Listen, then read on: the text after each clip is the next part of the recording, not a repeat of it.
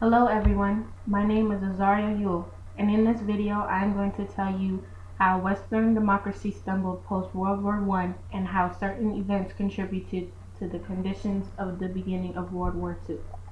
Around 12 years after the armistice that ended World War I, a worldwide economic depression threw thousands of people out of work into lives of poverty. In 1919, Britain, France, and the United States appeared powerful. They had controlled the Paris Peace Conference and renewed hopes for democracy among new independent nations in Eastern Europe. But things are not always as they appear, as there were grave economic, political, and social struggles for all three of top Western democratic countries. Britain was having political problems at home with inter-fighting Labour Party political issues among conservatives. They also faced the Irish question at home, as well as the Irish were also one of those countries that was looking for independence as they finally liberated in 1922. The treaty allowed Northern Ireland to be put out of Free State if it wished, which it duly did. Soon the US left World War I in good shape. The Red Scars limited immigration.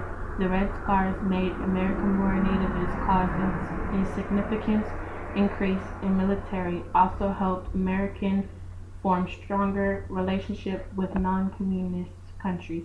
Congress had passed laws of immigration and limited Chinese and Japanese immigration. France was having a foreign policy issues as well as economic issues as they tried to enforce the Treaty of Versailles. The treaty forced Germany to disarm, make substantial territorial concessions, and pay reparations to certain countries that had formed the Entente powers. The League of Nations was an international organization headquartered in Geneva, Switzerland, created after the First World War to provide a forum for resolving international disputes. Though first proposed by President Woodrow Wilson as part of the 14-point plan for an equitable peace in Europe, the United States never became a member.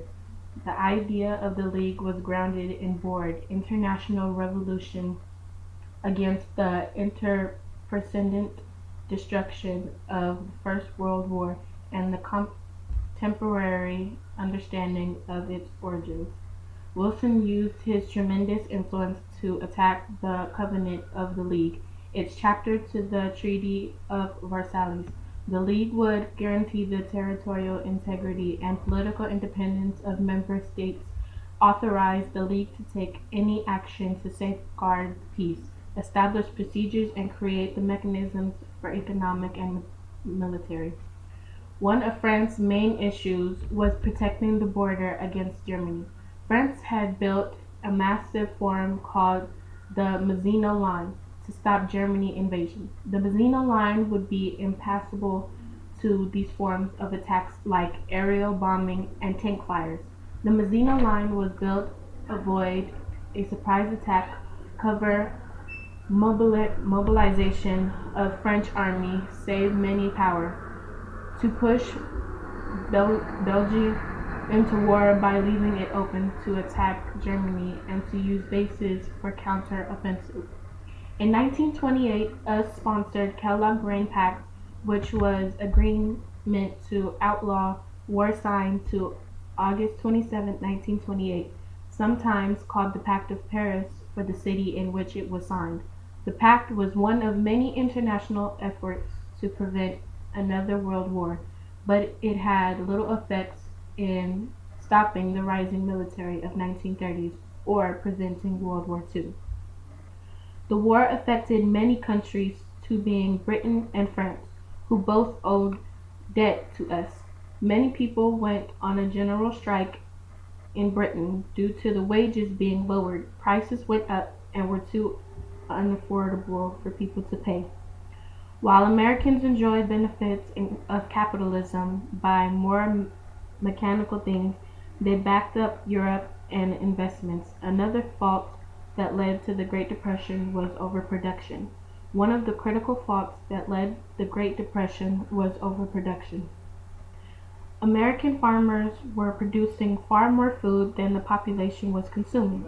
As farmers expanded their production to aid the war effort during World War One, they also mechanized their techniques, a process which both improved their output but also cost a lot of money, putting farmers into debt. Furthermore, land prices for many farmers dropped. As a result, for agricultural systems began to fail throughout the 20s, leaving large sections of population with little money and no work. Thus, as demand dropped with increasing supply, the price of products fell, in turn leaving the other expanded farmers short-changed and farms often foreclosed. This saw unemployment rise and food production fall by the end of the 1920s. As production continued apace, the market quickly dried up. Too many products were being produced with too few people earned enough money to buy them. The factory workers themselves, for example, could not afford the goods coming out of the factories they worked in.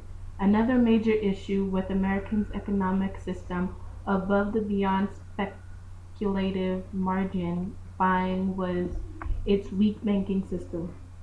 The country had too many small banks which did not have the resources to cope with the high demand of people wanting to take their money out when they got nervous, but the state of stock market.